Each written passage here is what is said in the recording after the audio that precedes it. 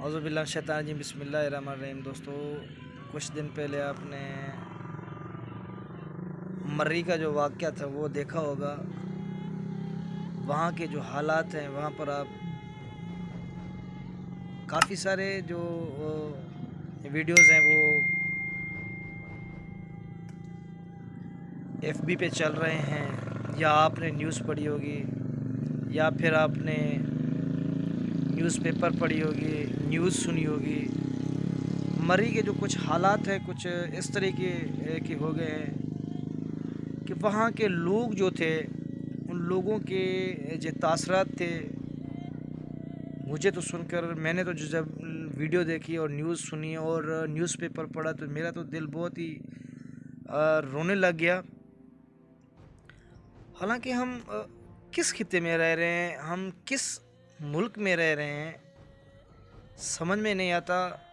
इंसान अपनी अना के खातिर, थोड़े फ़ायदे के खातिर, इंसान अपनी तख्लीक़ात जो है वो भूल जाता है। उनको ये पता नहीं है कि मैं क्या कर रहा हूँ, मुझे भी आगे जाना है। अगर जो चीज़ मैं यहाँ पर कर रहा हूँ, मुझे आगे जाके मुझे इसका हिसाब व किताब देना पड़ेगा। यहाँ तक कि मर्री में जो बर्फ़बारी हो रही थी, वहाँ के जो सियाह थे, तो जब वो वहाँ पर गए, उन्होंने होटल्स पे जाकर होटल्स रहने के लिए जगह मांगी। जगह वालों ने ऐसा काम किया, ऐसा घटिया काम किया, मैं तो ऐसा ही कहूँगा कि ये घटिया काम था। घटिया काम किया कि जब 5,000 का जो रूम था वो 40,000, 50, 60,000 तक दे रहे हैं। ये कहाँ का इंसाफ है?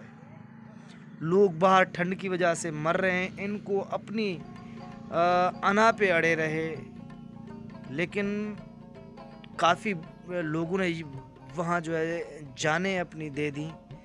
लेकिन मुझे समझ में नहीं आ रहा ये लोग कहाँ से हैं। अगर हाँ, मैं कहता हूँ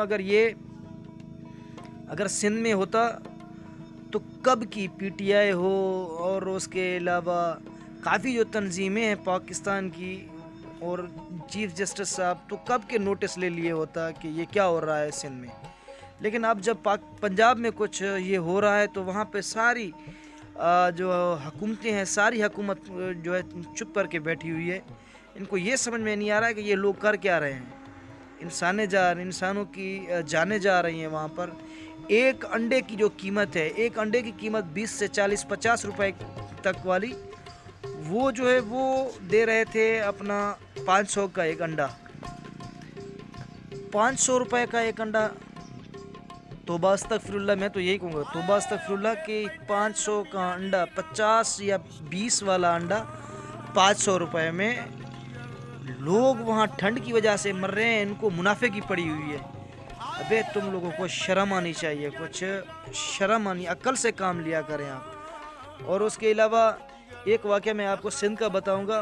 वहाँ आप देखेंगे कि वहाँ पे जो इर्द गिर्द के जो मकामी लोग थे, उन्होंने उनकी क्या हेल्प की थी। यहाँ पर उबाड़ो की साइड में से एक ट्रेन हादसा हुआ था कुछ साल या कुछ महीने पहले। तो वहाँ पर जो लोग ज़ख्मी हुए, जिनकी जानें गईं, वहाँ पर मकामी लोग जो थे वो काफ़ी भीड़ की तरह जमा हो गए। मैं तो कहता हूँ, हम यहाँ से, जहाँ मैं बैठ के बात कर रहा हूँ, यहाँ से भी हम गए थे। यहाँ से लेकर जहाँ हादसा हुआ था वहाँ तक तकरीबन मेरे ख्याल से होगा तकरीबन को 60 से 70 किलोमीटर की मुफासले पे। यहाँ से लोग जो है वो गाड़ियों में खाना और पानी और उनकी ट्रीटमेंट का जो सामान था वो लेके गए थे।